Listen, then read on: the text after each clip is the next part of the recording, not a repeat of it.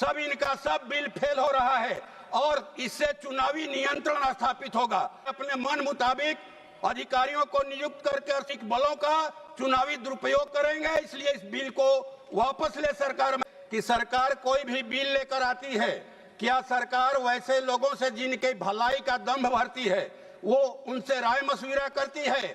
किसानों के लिए 3 कृषि कानून आया कि किसानों की समृद्धि बढ़ेगी, लेकिन वो किसानों ने कहा कि नहीं, ये हमारे जमीन को खेती को हथियाने के लिए है। यह बिल सीएपीएफ के अधिकारियों के मनोबल को तोड़ने वाला बिल है, उनके अंदर हताशा निराशा पैदा करने वाला बिल है, उनकी सुविधाओं में कटौती करने वाला बिल है, उनके शौर्य को शंका की निगाह से देखने वाला, उनकी काबिलियत को शंका की निगाह से देखने वाला बिल है।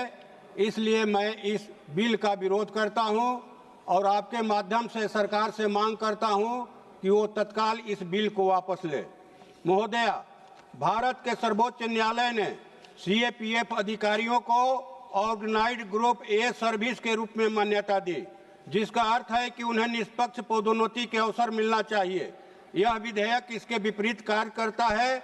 यह आईपीएस के वर्चस्व को कम करने के बजाय उसे अस्थायी बना देता है।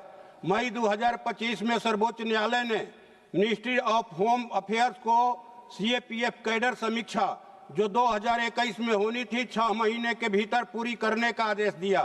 साथ ही न्यायालय ने सीएपीएफ में आईपीएस अधिकारियों की पदोन्नति को 2 वर्षों में क्रमिक रूप से कम करने का निर्देश दिया। अक्टूबर 2025 में एमएचए ने इस फैसले के खिलाफ पुनर्याचिका दायर की, जिसे न्यायालय ने खारिज कर दिया।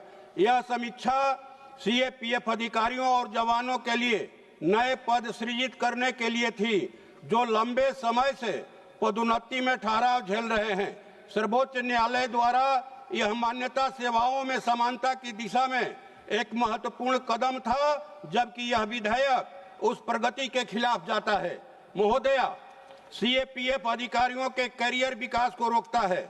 हजारों अधिकारी कठिन परिस्थितियों में दशकों तक सेवा करते हैं, फिर भी शीर्ष पद पर प्रतिनियुक्त अधिकारियों के लिए आरक्षित रहते हैं।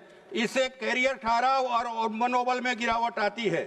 जो सेवा करते हैं उन्हें नेतृत्व से वंचित किया जाता है। सीएपीएफ अधिकारी कठिन क्षेत्रों में सेवा करते हैं, जबकि आईपीएस अधिकारी अस्थायी प्रतिनियुक्ति पर आते हैं। यह विरोधाभास है कि बाहरी व्यक्ति को सीएपीएफ की वास्तविक परिस्थितियों का अनुभव नहीं होता, फिर भी उन्हें नेतृत्व कराया जाता है, उनसे नेतृत्व कराया जाता है। संस्थागत स्वायत्ता को कमजोर करता है। पेशेवर बलों के पास अपनी आंतरिक नेतृत्व प्रणाली होनी चाहिए।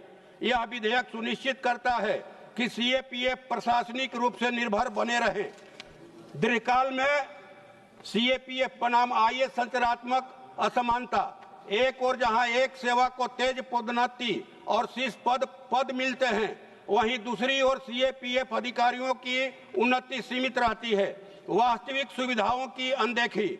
महोदया, सीएपीएफ को जिन सुधारों की आवश्यकता है, जैसे निष्पक्ष पदोन्नति, पुरानी पेंशन योजना की बहाली, भर्ती नियमों में सुधार और सेवा शर्तों में सुधार, उनकी अनदेखी की गई है इस बिल में। यह विधेयक केवल नियंत्रण और पदानुक्रम पर केंद्रित है।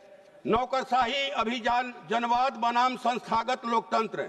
महोदया, आईपीएस एक सामान्यवादी अभिजात नौकरशाही का प्रतिनिधित्व करता है, जबकि सीएपीएफ कैडर विशेषीकृत और अनुभव आधारित सेवा का प्रतिनिधित्व करता है। यह विधेयक अभिजात प्रवेश को प्राथमिकता देता है। श्रम बनाम अधिकार का संरचनात्मक विभाजन। सीएपीएफ अधिकारी श्रम प्रदान करते हैं, जैसे मैदानी कार्य, जोखिम, लंबी तैनाती, जबकि आईपीएस अधिकारी अधिकार रखते हैं निर्णय निर्माण, शीर्ष पद। इससे एक संरचनात्मक विभाजन पैदा होता है। जो काम करते हैं, जो काम नहीं करते हैं, शासन करते हैं। तो महोदया, मैं तो ये कहना चाहता हूं आपके माध्यम से सरकार से कि सरकार कोई भी बिल लेकर आती है, क्या सरकार वैसे लोगों से जिनके भलाई का दंभ भरती है वो उनसे राय मशविरा करती है। किसानों के लिए 3 कृषि कानून आया कि किसानों की समृद्धि बढ़ेगी, लेकिन वो किसानों ने कहा कि नहीं, ये हमारे जमीन को, खेती को हथियाने के लिए है। नोटबंदी लाया गया, सब इनका सब बिल फेल हो रहा है और इससे चुनावी नियंत्रण स्थापित होगा कि ये अपने मन मुताबिक अधिकारियों को नियुक्त करके अर्धसैनिक बलों का चुनावी दुरुपयोग करेंगे। इसलिए इस बिल को वापस ले सरकार, मैं इसका विरोध करता हूं। धन्यवाद। श्री राज